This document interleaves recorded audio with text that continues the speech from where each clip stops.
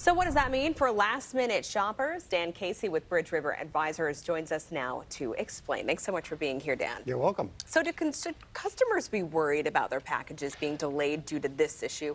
I don't think so. I mean, maybe in those cities, but so far I think we're okay here. But I guess to be honest with you, if it does escalate, I'd probably shop with maybe a little bit, maybe somewhere else. I don't know. Maybe, they're all doing it now, Walmart, Target.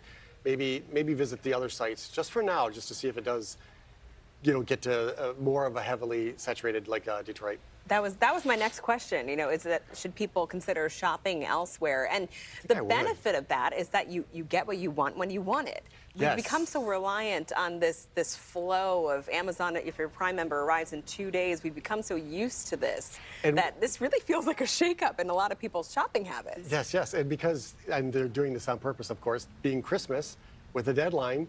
You don't want to mess with that necessarily. So I think that would be the only reason that I may go to another place, because once you order it, of course, it's too late if it does, blow up here and cause delays here. So, but it hasn't even caused major delays in the other cities just yet. Of course, they are picketing in front of where the trucks are trying to get out. So I can see where maybe some minor delays, but I don't think it's gonna be a big deal. Not a huge deal, but for those who are impacted, because it will impact some folks. Yep. With COVID, we've seen a lot of panic buying, for instance, whenever things are sort of shaken up, the supply chain. Do you think that'll might happen in some cases? I'm not even sure if we'll even be able to tell, because again, we're getting so close to Christmas and everything's getting ramped up and everything's, the buying is already increasing that I'm not even sure we'll even know.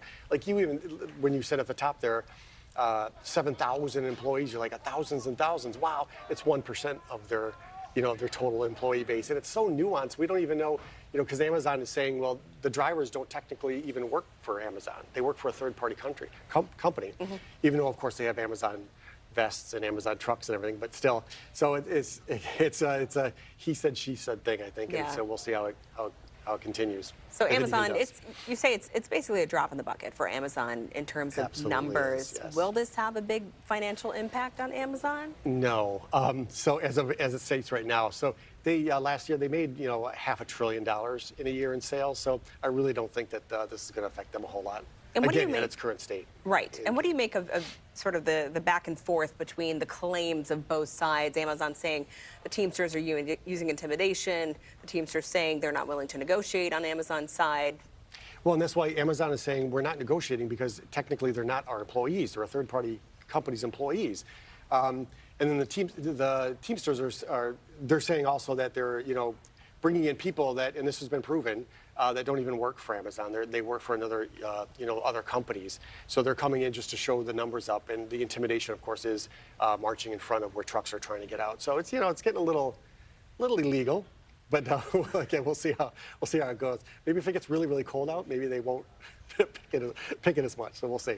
Yeah, but the timing is interesting. They're really trying to hurt them on the holidays. But you're saying that's really why we're in talking the about it, so they bigger know scheme of things, it probably won't. I don't think it's going to.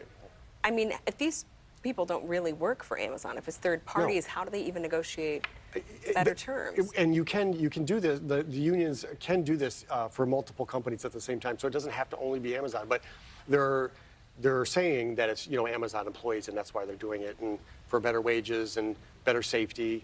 A study came out last year by the Senate that said Amazon warehouses do have 31% more accidents than normal warehouses, those sizes. So there are some issues, I think, but I think on both sides they're not being 100% fair. All right, well, we will be following this. Thanks so much, Dan, for joining us. Thanks for having me.